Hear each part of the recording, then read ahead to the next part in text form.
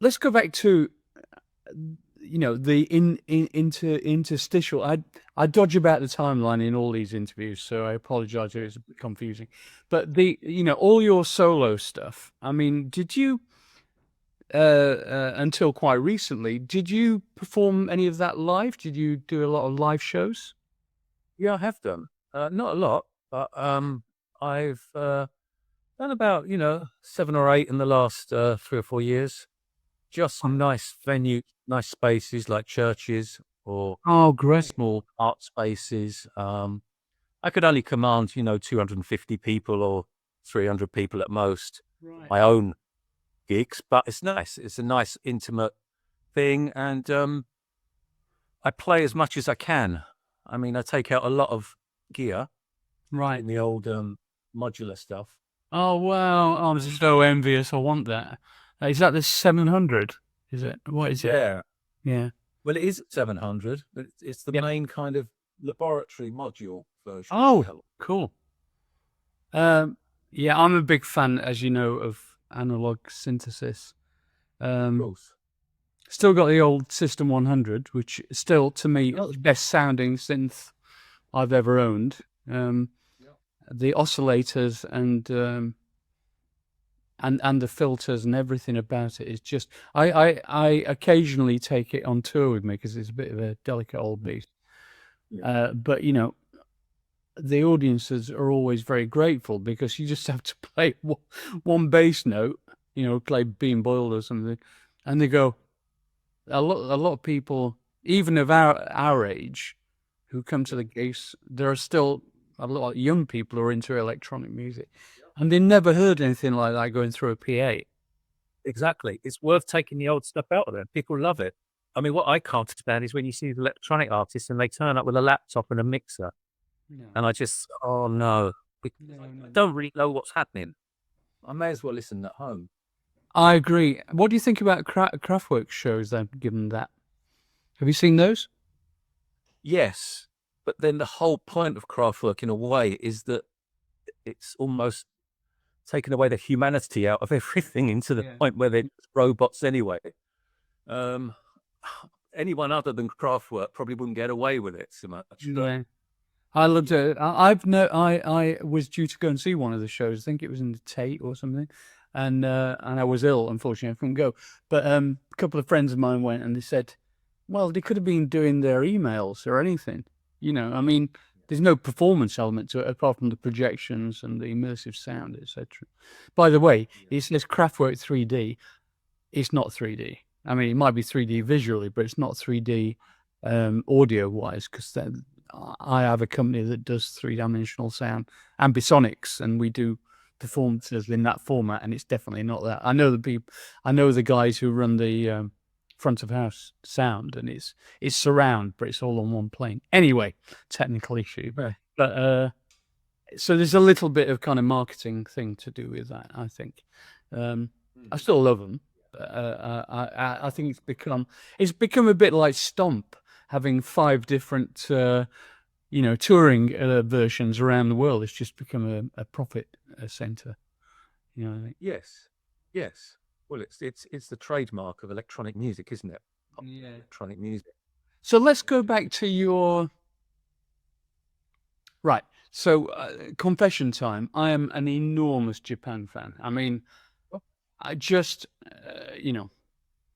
when we were both on Virgin. And they used to take you to the warehouse and go, well, take whatever you want. Everybody would dive straight for Japan, the albums and every format that we could get our hands on. Um, and Tin Drum is a work of genius as far as I'm concerned. Um, and Ghosts is in my probably top 20 all time electronic songs.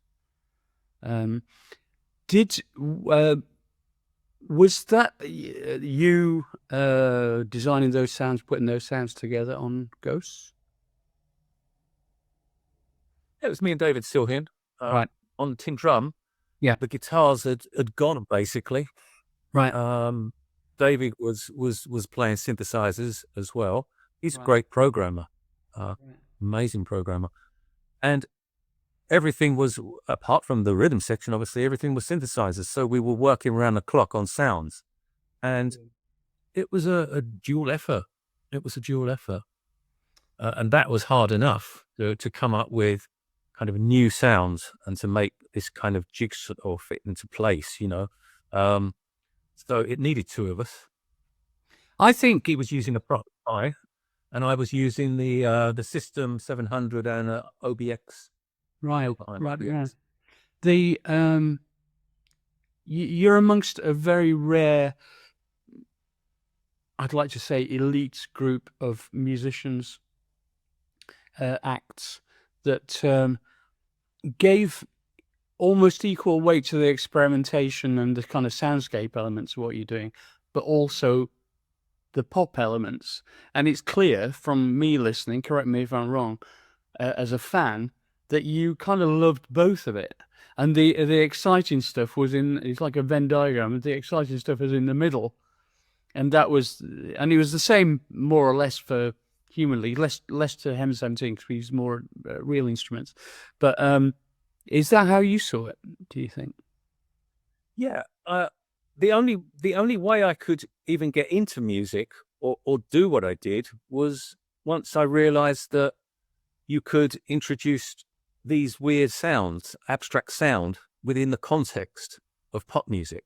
Right. And of course, Eno did that. Eno did that with Roxy music, and that was the breakthrough for me. That's what that breakthrough for me. It's not tuned. There's a kind of harmonic I'm hearing, but it works so well. What's this? It was like sound design, and it was working in music, and that for me was a breakthrough. Because I'm not a good keyboard player. Me neither. I never relied on what I played. I tried to just play very simple parts or one note, but make that one note do something. Yeah. So all the controllers became more important for me. Interesting. Building sound design. Interesting. But Also having any musical theory. I know I've never had a music lesson in my life ever. No. Yeah. If we don't understand the rules, then we're coming from another place, aren't we? Exactly. So that is we're very similar in a lot of respects. So the other thing that struck me when I was doing a retrospective this morning on a load of your stuff is it involves, right, there's two ways of looking at it. One is it's daring and takes bravery to stick to your guns and do stuff that, you're probably like me. I believe that if I find it interesting, there's a likelihood that the people that have been following what I've been doing for decades might find it interesting too, which saves a lot of soul searching, frankly, because you don't want to be too self-indulgent. But it's a craft that's developed over 4 decades for me and you. So explain what your kind of philosophical attitude is towards composition. What's your process like for a start? Composing is something different, and composing for, say, my solo album, music that I'm writing, I take it's quite an abstract way of doing it. What I do is I set up as many events as possible. So I have all my gear to hand. I set up a lot of sequences running at different times, sometimes different keys, loopers going, loop stations, samples. I just get this thing going and I sit back and it's running on its own. And then I kind of look at it like a producer and I think what's working and one thing in there will really interest me, or it could be a combination of two parts. And that's then what I focus on. So have I composed that, or have I, In multiple choice. taken myself away from it? Yeah, but there's a lot. I mean, just setting up the component. Well, all right. Let's use a kind of a visual art metaphor of it's like selecting the colors that you put on your palette, and then you're going right. But really, this color is speaking to me today, so I'm going to start with it's that kind of thing, isn't it? Or cooking. It is, and I mean, over the years I've spent a lot of time programming as well. Right. Apropos of nothing, just programming for the enjoyment of doing it. I don't know if that sound will ever get used or not, or so I kind of have my own little library of things I haven't even got to yet. And that's quite nice. Yes. Yeah. Because it's a starting point, isn't it? And, well, the one thing, when I'm teaching the students that I teach, I often say to them, give yourself enough time to just be free with it and experiment for hours if necessary. Don't just settle on the first thing that you drop on and then develop it from there. You need to let it breathe a bit from a creative point of view. But also, if you're building up a library of kind of programs or sounds or whatever, you're lucky because you'll have obviously built this over a period of time. You've got quite a lot of stuff, presumably. And I have to rely. I don't quite have that sort of thing because I've only got a few analog things left, analog synths left. But what I do acknowledge in myself, and I want to get your opinion on this, is if somebody said to me, "You've got to compose 5 minutes of music for a TV show, and you've got 24 hours," and I could do it, you could do it. But I would choose something different to do every time, probably on different days, depending on who I am at that particular time. Either I've got multiple personalities, or I've just got multiple musical personalities. Some days I feel really kind of ennui glum, and some days I feel unreasonably happy. And but it's never average because I respond to the muse inside. What do you think about all that? Absolutely. I agree completely. It comes from inside first. It's always coming from a point of emotion or a feeling or an atmosphere. I mean, maybe it's the same for you. You might get your musical influences from outside of music, film, Definitely. from places you've been to, from feelings you've had, from atmospheres. Yeah. Just that feeling that you get in the air, and you try to kind of make a musical representation of it. Yeah. So for me, the worst thing is to start listening to other people's music and then try to. I don't take that as an influence. Yeah, I've got a confession to make. I just don't really listen to music. I create music. I listen to it for emotional impacts occasionally, but for influence, never. I don't think anymore. Yep. And that's what happened to us. I mean, I was a mad music fan when I was like a teenager. I mean, I consumed everything. I'd go to a concert every week. I would buy everything. I loved it. I was the ultimate music fan. But once we started going into studios and I became obsessed with the recording studio and what you could do, I became so involved in my own thing that other musics didn't become an influence. Wow. Yes. I mean, I feel the same way. Yeah. With Japan, we didn't listen to, when we were making Tin Drum, we were mainly listening to world music, just as an entertainment in the evening. And you can hear the world music combined with the electronics in Tin Drum. Exactly. I mean, what a creative bunch you were. What a creative bunch you were at that. I mean, you were unique. I mean, I've seen it from the inside. You must have felt that. Did you? We knew we had our own sounds. It came from not being taught, and it probably just came from the luck of just being in the right place and being friends together at school. But you'd know Mick Karn anywhere, wouldn't you? I mean, there's no other bass player like Mick Karn. Yeah, he was such a lovely guy as well. I met him a few times. Yeah. And I think it's summed up on Tin Drum. There's a track called Talking Drum. And within about 8 to 9 seconds, everybody's made a musical statement because of the sort of question and answer nature of the music. And you can hear it's us. So 100%. 100%. And as I say, I was listening to a load of Japan stuff this morning as well. And strangely enough, I never thought about it before because I was talking, I interviewed Larry Fast, the keyboard player from who worked for Gabriel.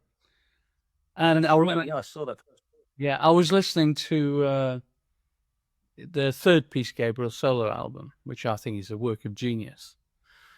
And it suddenly struck me this morning that Japan's outputs reminded me a bit of that kind of, I don't know, it's your own spin, obviously, but the kind of sparseness and the elegance and the beauty and the power and the dynamic range is, you have to leave the silences to enable the impressive sounds to breathe, I think.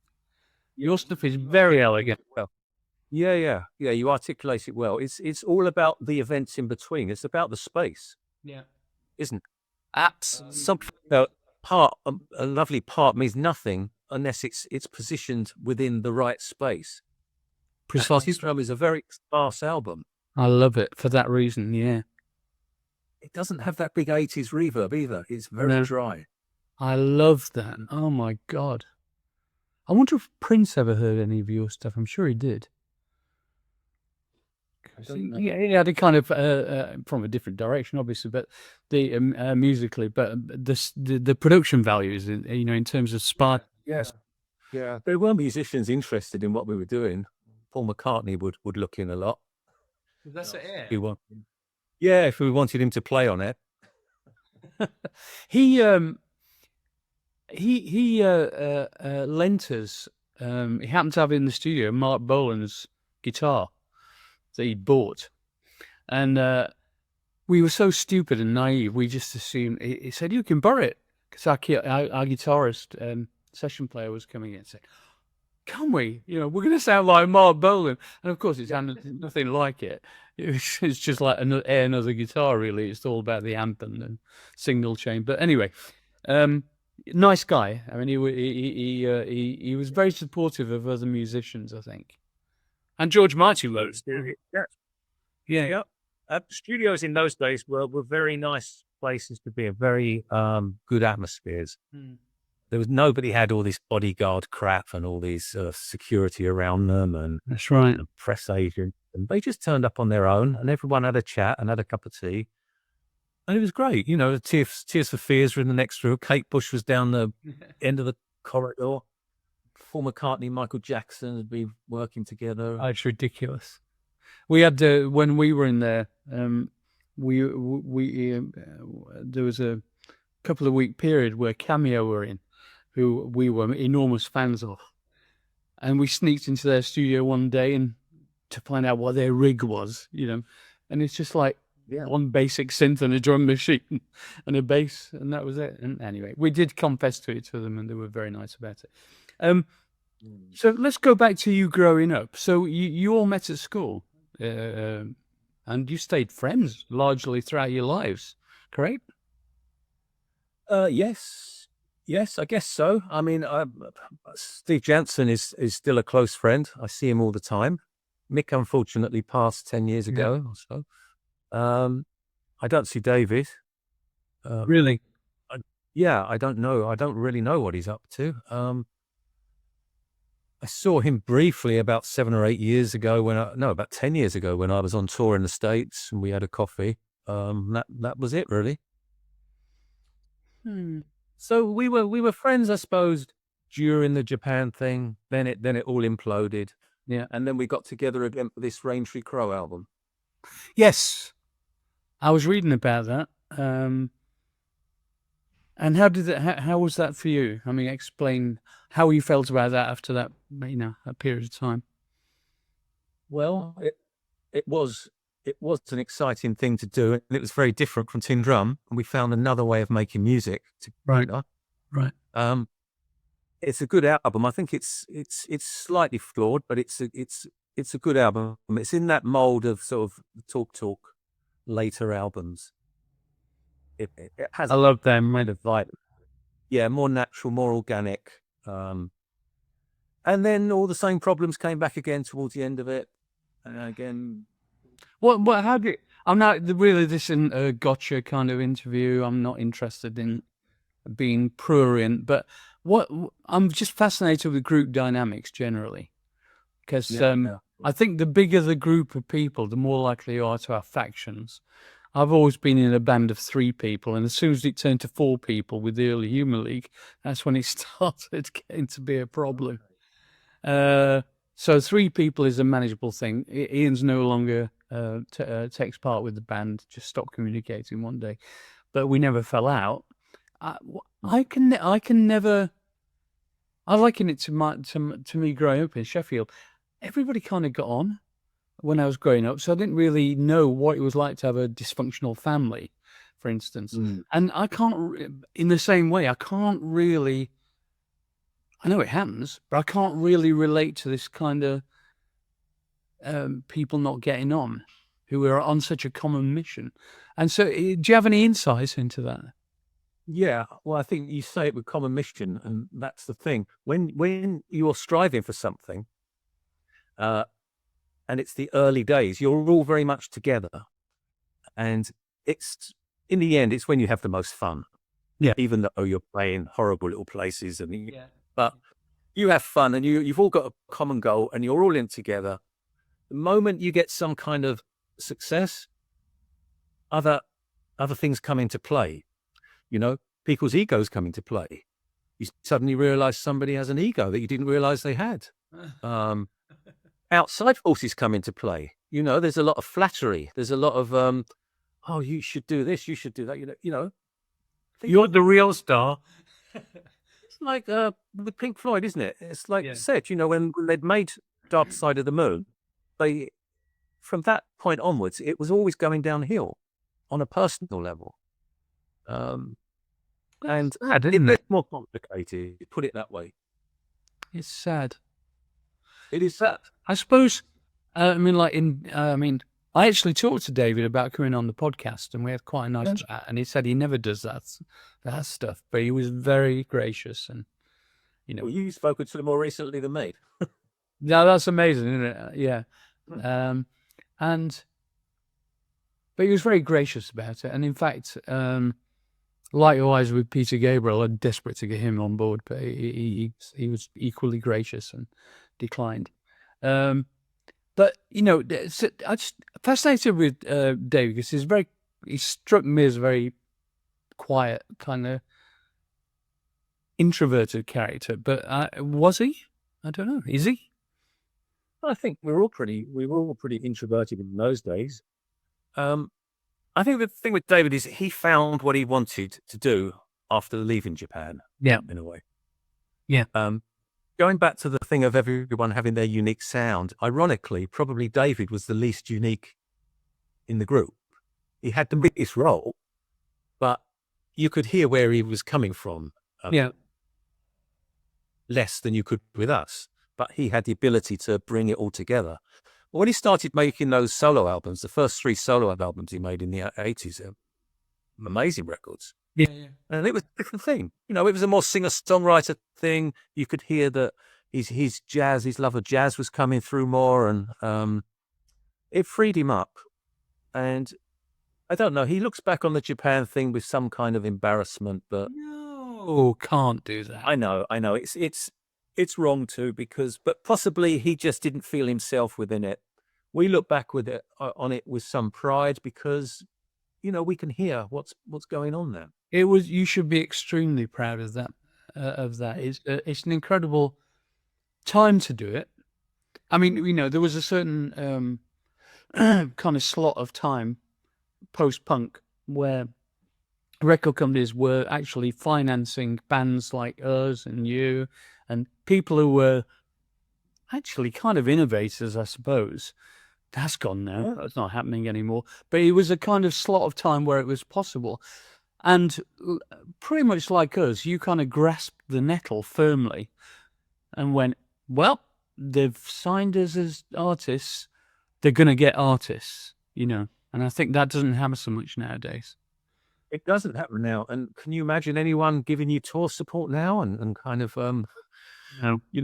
invest in that kind of money into artists? I know the contracts were awful and everybody got ripped off at one point or another, but at least they were investing in people. They were dumping them off one album. So you had that opportunity to grow a bit and to breathe a bit. And in the end, it gave you your profile. That's right. And in the end, lest we forget.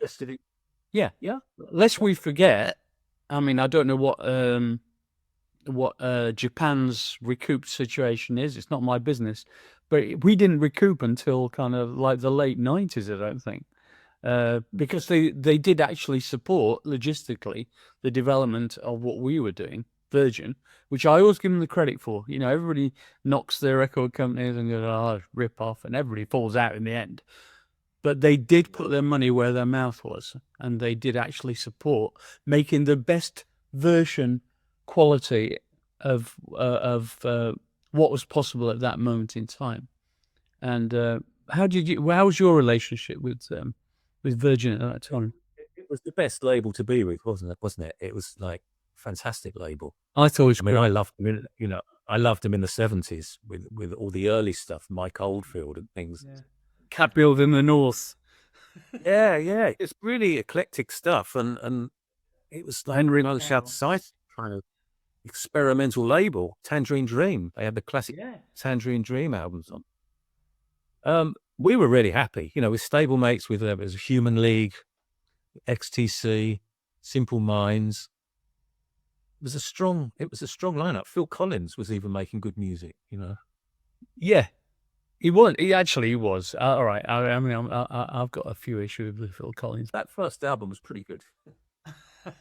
And there's no doubt he's a very good artist. Yeah, it's just his politics. But anyway, what was I going to say? So it was an amazing time to be on Virgin, basically, and I was super happy to be involved in that label, and they supported us. It all went a bit wrong. Have you ever thought? Right, here's a question: if you'd have ever been persuaded, well, it may not have been possible, but if you'd ever been persuaded by the record company to become more commercial, more traditionally commercial, and you'd have decided to go down that route, and you became a big touring band, like Porcupine Tree was a big touring band, right? I wonder how. I always think about this because, like, Simple Minds started out as a kind of experimental, fascinating band to me, and then they went down the stadium rock route, and I was less interested in that. So, how was that ever a possibility? Were you ever put under any pressure to? No. Right. Or at least if there was pressure, we weren't aware of it. Did you have management? We certainly wouldn't go down. Did you? do have management? Yeah. But no, we became more experimental as time went by. I would say Steve Jensen and I had a short incarnation as a duo called the Dolphin Brothers. Yes. And Virgin signed us in about 1987. Okay. And I think we made the mistake of kind of pandering slightly to the commercial side. Right. As such, I don't think it's a great album, bar a couple of tracks. So that sort of thing doesn't work, Simple Minds, it just probably always felt natural for them to have this big sound, this stadium sound. But I found it less interesting than their first couple of albums. Yeah, me too. I just thought, and I could see we were given an opportunity at one point to do. We were offered quite a lot of money to tour America in '84, and we could just see the road ahead going, 2-year cycle of album and touring, and never, losing contact with who you are and your family and your friends. And we didn't want to do that, so that's why we didn't perform live in those days. You got more into production though, didn't you? You got into production quite heavily. Oh yeah. That was what I used the time I would have spent on tour doing. Which, fortunately, I got lucky with a certain amount of luck. I mean, the BEF thing was really a kind of calling card for electronic, soul-influenced, human-sounding electronic pop production, I suppose. And that's how I got to meet Tina, and that's why I got to do Let's Stay Together, and that's the success of that led ultimately onto Terence Trent D'Arby and all that stuff. So anyway, what am I going to ask you next? I've got so many notes. I'm just trying to cover as much as I can. Right, I know what I was going to ask you. Have you ever done soundscape design. I know. All right. One of your interviews said you can't understand why you've never done a full film soundtrack. Is that right?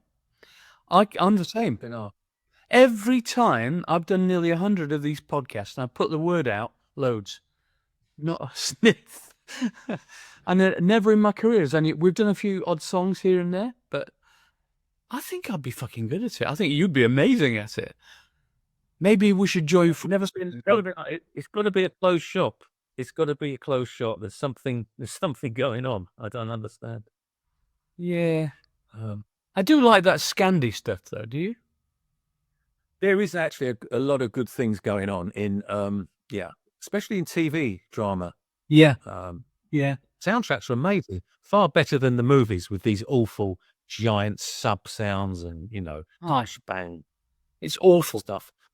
It's awful. It's awful. But there's some very, very cool electronic music actually going on behind these. It's like these Netflix things and these dramas, Incredible, isn't it? which we probably only watched because of lockdown, didn't we? Otherwise, we'd have been working. A lot of them. Glenn, from M17, he's for the last 10 years been doing exactly that for TV and TV series. He did Lio, which has been massively successful, the ITV show. And so he's got an entirely different, separate career now, which he earns more from than he does M17, I have to admit. I'd really love to have a go at that because have you done a lot of stuff to picture? No, I never had the chance.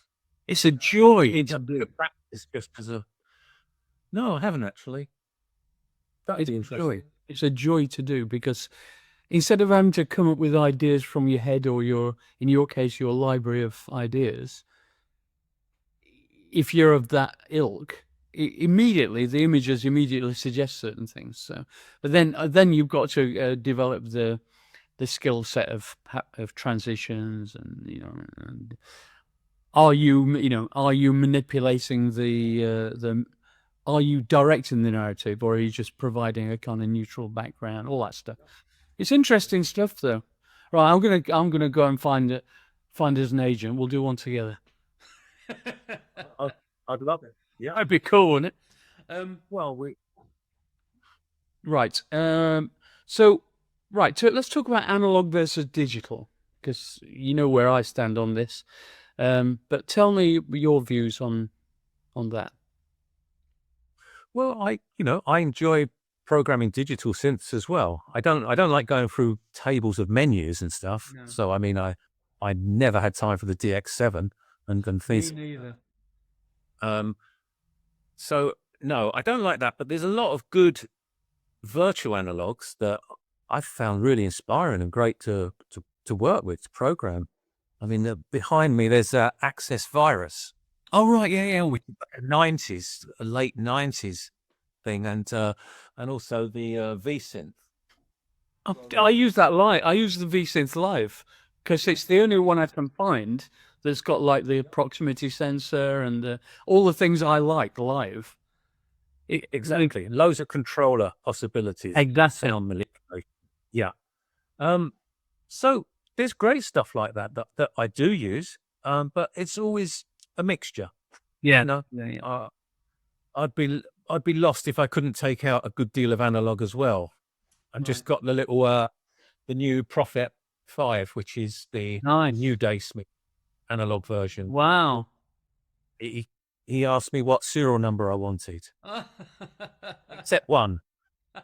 So I said 5. So I got serial number 5 on that. Oh, fantastic. Oh my God, I'm jealous now. I've got to spin to envy. And probably can't see it. There's a little Micro Moog. There's a Micro Moog. Oh, nice. Good for bass lines. Yes, exactly. Yeah. And fantastic. And I know another thing I saw in one of your interviews was you've experimented quite a lot with treated voice. Is that right? Yeah. Yeah. Yeah. On my solo albums, I wanted the emotion of a voice and the texture of a voice, but I didn't want the baggage and the lyrics that come with it. Right. I get I it. didn't want it to be about their thing. I wanted it to be about me using that voice as an instrument. And luckily, I'd been working with this amazing Swedish woman called Lisen Rylander Love, and she's quite an out there experimental electronic artist, and she manipulates her own voice and works in a quite strange way. And she was kind of just made up a language. Right. Makes sense. I just reacted to the music with sounds, and it sounds like another language. Wow. Can you send me a link to that? If she will put stuff out. Yeah, Does she use like loop pedals and stuff like that? she does. She Right. does. She has it's the whole desktop thing, like full of just effects and loopers with this old kind of Russian microphone thing that just goes into it. And well as being the jazz musician as well, great saxophonist. And so she was my partner really for those live shows that I did. Wow. Yeah. Oh, wow. Oh, how did I miss all this? Oh, Yeah, yeah. Can I do a certain amount of stuff? Yeah. So it dates back to those Karn albums. Do you remember Yeah, I love all that stuff. like Future Days and things like that with that Japanese vocalist? You would hear this muffled voice, and it was like recorded so badly, and none of it made sense, but it just sounded magical. Yeah. I've just finished my autobiography. It's coming out in August. Well, I did it during lockdown. Right. And I cheekily put volume 1 on the front because I thought, it implies a second volume, so it only goes up to 93. And yeah, why did I mention that? There was something about, and I'll go back to what I was thinking about before. Do you remember Annette Peacock? Yes, I do. That album, Yes. I'm the One, Yes, is the yeah. work of genius, I think, and that's all about vocal treatment and ring modulation and all that stuff. Yeah. And believe it or not, I thought I want to talk. I want to get her on the podcast. So I managed to find a contact for her, and I've been talking to her. And I don't know how old she is now. Late 70s, perhaps. Yeah. She still looks great, amazing, and beautiful voice. And I got really close to getting her on the podcast, and she's saying, "Oh, I just want to combine it with something I'm promoting or whatever it is." And it's just one of those that's going to go on forever, I think, and never actually happen. Oh, but I fell in love with her actually back in the 70s. Yeah. And that inspired me about the whole vocal treatment thing. And I'm still in love with vocoders and stuff, and Yep. love all that. Just send her music. Just send her a passage of music and see what she does with it. Yeah, probably. And do you have a vocoder as part of your rig? No, I don't. Right. I don't. Because Vince, I used to work with Vince when he had his studio in Staines, and he lives in America now. But he used to have the most amazing sounding vocoder, and I can't remember which brand it was. That's why I was asking. I thought you might know what it was. It had a kind of graphic equalizer controls on the front, faders, and it was like a square box. Okay. I need to find one. On it. It might be Roland. It might be Roland. It might be. Yeah. So I was writing some notes about the impressions that your music gives me. And I wrote atmosphere and mystery, haunting and evocative, dream inspired. Yeah. Does that sum up your approach to what you do generally? Sorry? Yeah. Oh, I'd be happy with that description. you take that. Take that. Yeah. That's the intention. It's kind of what I'm trying to convey. Your latest album I listened to this morning. I think it's really beautiful. Well, that is, yeah. That is quite dream state. Yeah. Thing. Yeah. Yeah. Do you what else have I got here? Hold on. I just don't want to miss anything. All right, I know. I was going to ask you. I mean, self-evident. You've already explained to a certain extent that you love world music and what have you. But this kind of focus, even the title of the band, Japan, and the focus on, kind of Eastern modalities, it became such a core of what you were doing. I mean, did that come from you or David or the band or? I think for Mick, it came from his actual background because he's a Greek Cypriot. And as a kid, he used to listen to a lot of Turkish pop songs, Greek pop songs, which would have these musical sort of progressions. And he played, and he played the bassoon in the orchestra. That's Get Away. Yeah. So he was quite a multi-instrumentalist. He played sax, he played oboe, clarinet. Wow. So that for him was a very real influence. For us, it was more about just picking up these old world music things from cheapo records in Soho, and Chinese orchestra.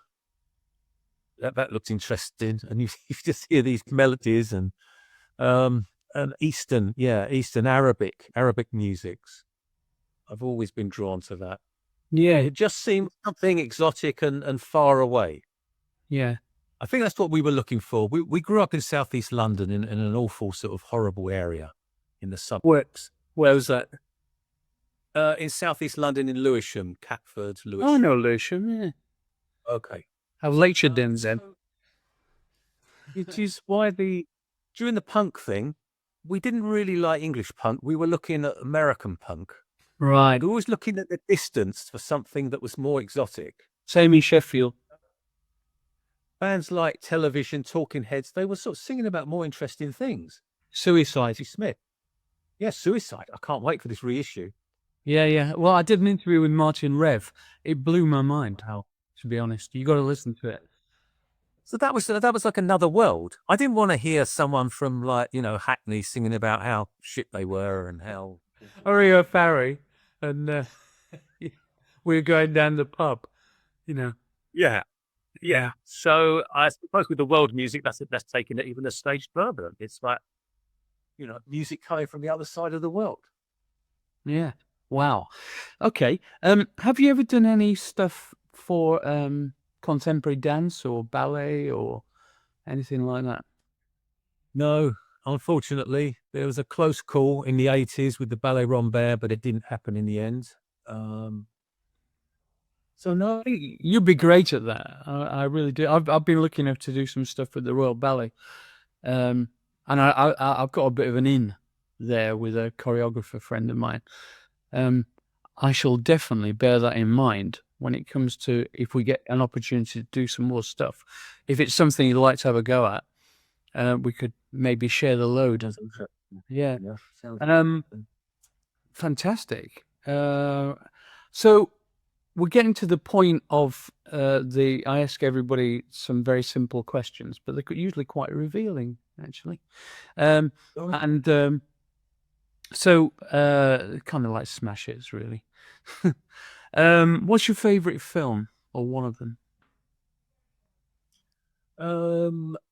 Well, one of them, my favorite director is Stanley Kubrick. So, mine too. Probably 2001, I think, because I saw it when it came out. Me too. I think it came out 69 or 67 even, so late 60s.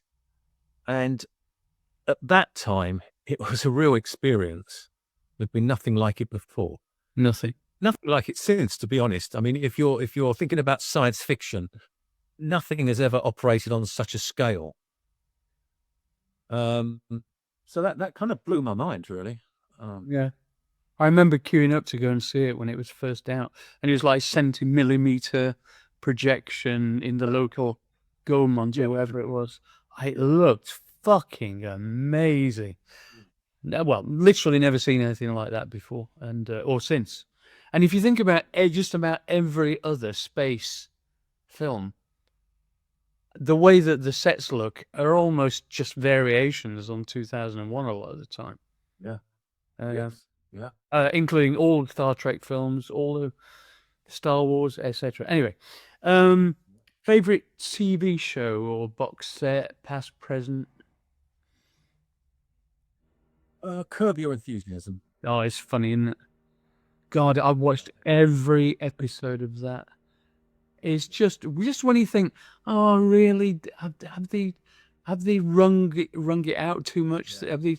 And then you go, nope, it's still funny. It is so funny. Yeah. Favorite book?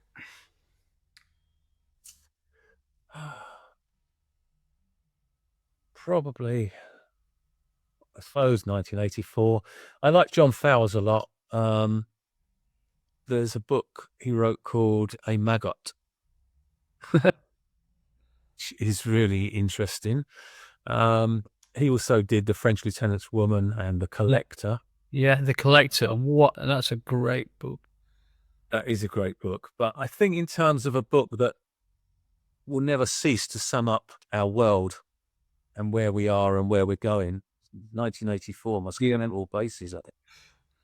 I wish it hadn't been an instruction manual. That's the only thing.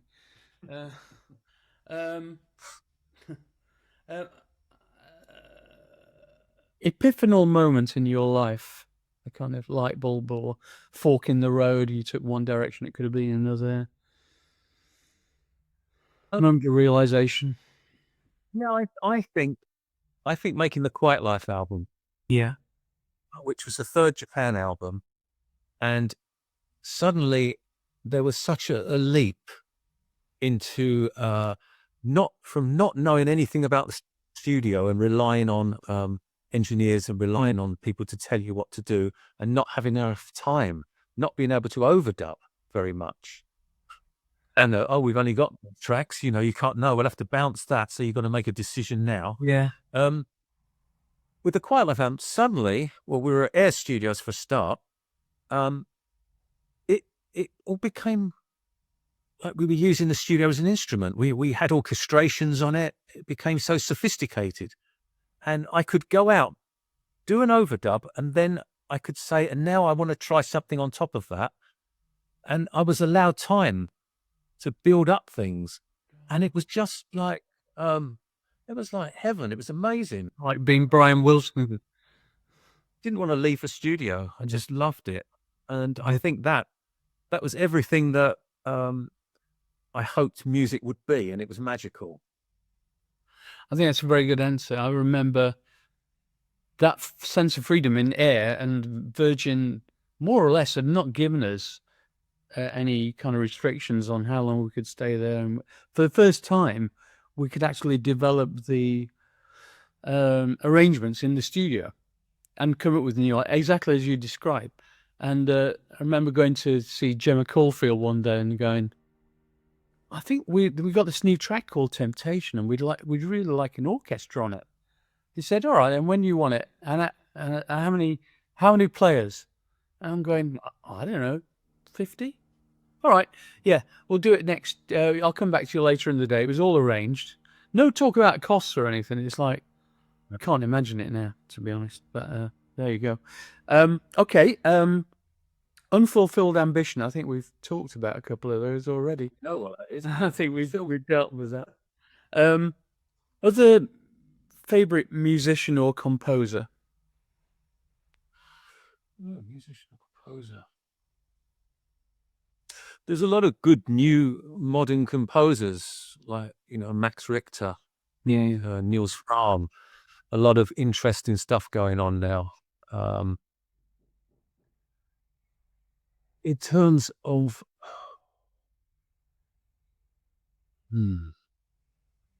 are we thinking more in a classical vein of composer? Could be anything you want. It could be rock, classical, pop, nose flute. Don't care.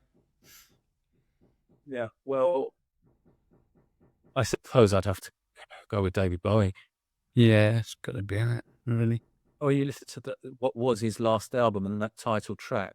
Oh, unbelievable. I mean, I was lucky enough to talk to Jonathan Barnbrook, who did the sleeve and the final concept for the entire album. He had to sign an NDA with Bowie, obviously about his illness and everything. And they were going. He was talking about the process of how Bowie was thinking about his demise and how he wanted to encapsulate it in as a piece of art, not just the music, I mean the artwork, everything. And I can't listen to that album because it's just too raw, isn't it? It's too It is. beautifully. It's like a piece of evil crystal or something. It's just perfection. Yeah. And it's interesting. And I talked to Tony Visconti as well, and he said, as far as he's concerned, Black Star's Bowie's greatest ever album, in his view, and he should have something to say about it. Yeah, exactly. Yeah, it's certainly up there with the best. Yeah. Anyway, Bowie, yes. So, where are we? Favorite song? You must have a favorite song. Favorite song? Yeah, God Only Knows by the Beach Boys. Yeah. Yeah, I did a cover of that, and it won an award, amazingly. It's got everything. It's got everything in it. It's only 2.5 minutes. I've examined it in forensic detail. I had to deconstruct it and reconstruct. Yeah. Favorite album? Favorite album? Well, obviously, it's very hard. Not your own. There's somebody else's. No. I mean, it's sometimes it's For Your Pleasure, Roxy Music. Other times it's Spirit of Eden, Talk. But the album I keep going back to, and that had a big influence on me as a kid, was an album by Robert Wyatt. Oh, right. Rock Bottom. Wow. And I don't think I've ever heard that. So yeah, came out in 1974, and I used to listen to the radio underneath the bed cover. Yeah, we all did. You? And like John Peel would play it all the time, and it was just like music from another planet. Very, very odd, very English, very quirky. Produced by Nick Mason, Pink Floyd. Wow. Written right after he had his accident where he broke his spine out of a window. Right. And kind of recuperated, making this album in Venice while his wife was working on the film set of Don't Look Now. Shut the back door. Yeah. Wow. And the music has a watery kind of thing, and he said he was watching the canals, and it's kind of just magical. It's like old, bit jazzy, bit progressive. Yeah, keep going back to it. I mean, I used to have an apartment in Venice for 27 years. So it's part of my soul. I brought my children up there, and I honestly believe that it's led to my love of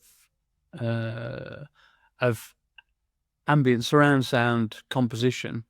And I did it. I've mentioned this before, but I think you'll find it interesting. I did an immersive soundscape with a blind artist, and we were discussing Venice. And I said, "Oh God, it must be quite dangerous for you in Venice, with all the canals and everything." And she said, "It's actually the easiest place for a blind person to navigate because every single place you go has a different sonic signature. The alleyways, the squares open up, the wall proximity to water, no traffic noise." Do you think that's fascinating? Oh, yeah. So it's definitely informed my practice anyway. Which of your own work are you most proud of?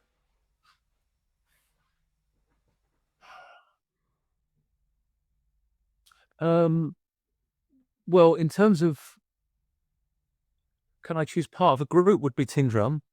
Right. And solo would be my second to last album called Planets and Persona. Yeah, I was listening to that this morning. It's beautiful. I love it. Oh, by the way, are you interested in astronomy? I am interested, yeah. I'll tell you why I mention it, because a friend of mine... I'm not knowledgeable, but I'm interested. No. A friend of mine called Simon Lowry works for the European Southern Observatory, who are based in Munich, but they basically built the enormous telescopes that are in the middle of the Chilean desert, and which is the driest place on Earth, so you can see stuff better. Yeah.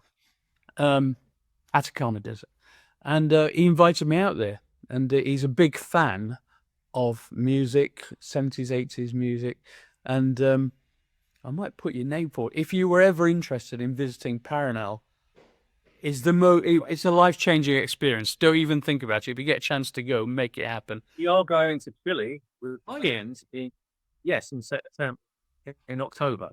Shit. Whereabouts? Santiago. Well, Santiago. Wow. How long are you going to be in Chile for? We don't know yet because we're coming from Mexico. It's after our North American tour. So we're Is it at the end? show in Mexico, and then we're going to Chile. We may have time, and then we're flying back to London. Oh my God. If you get a chance to do it, it changed my life completely. Wow. You're looking at the heavens that look like it's a giant star cloth because there's no twinkling. It doesn't look a long way away. It looks like it's about 100 meters away. And the Milky Way is like a bright streak across the sky. And you can put your hand down close to the ground and you can see a shadow by starlight. It's that strong, the light from the sky. And then you're going, right, well, fuck me. All the Aztec stuff and like building cities around the structure of the heavens makes perfect sense because obviously it was a visceral part of their lives. It wasn't like some abstract thing that we look at that only Professor Brian Cox talks about, Anyway, just thought I'd mention it. Simon, if you're listening, I know you listen to all these. Richard might be interested. Okay, and the final question is, what's your favourite synth? Tough one, I know, considering. Yeah, it is a tough one. Yes, well, it's either the Prophet 5 or it's this. Yeah, It's got to be this thing. it's got to be that. Rare. There's only 45 of them in the world, and it's where I learned about how synths work. Because it's all laid out in a way that it's hardwired, but it's also modular. Right. So it just taught me about sound, and I practiced on this so that I could go from like a gong sound, program a gong, and then program a trumpet. So how do you get from a gong to a trumpet? Same with us. We had to do that live, for fuck's sake. That's why we got slides with the Human League, because just to entertain people while we were changing all the patches. So going back to the beginning, that's why I was saying I don't really like it when people come on just with a laptop. No, exactly. Richard, it's been an absolute pleasure. Thank you so much for your time. Really appreciate it. Really enjoyable. You are, and I think I mentioned it, the most requested person I've ever had on the podcast to be interviewed. Can't believe it. No, it's true. I'm surprised. And you're in very, very good company, as you know. You've probably seen. So you're a popular man, and you are important in the history of the development of electronic popular music, as far as I'm concerned. Thank you. Yeah. On that bombshell. Lovely. That's fantastic. And it'd be great to meet up at some point. Where are you based now, by the way? I'm now about an hour outside London. I'm in central London. So if you're ever in town, just text me and we'll try and meet up and have a coffee or whatever. It'd be really nice. Easy for me. Just straight into London. Yep. Cool. All right, man. Well, let me know. You got my details. Yeah. All right, man. Thank you. Okay. All right, man. Thank you.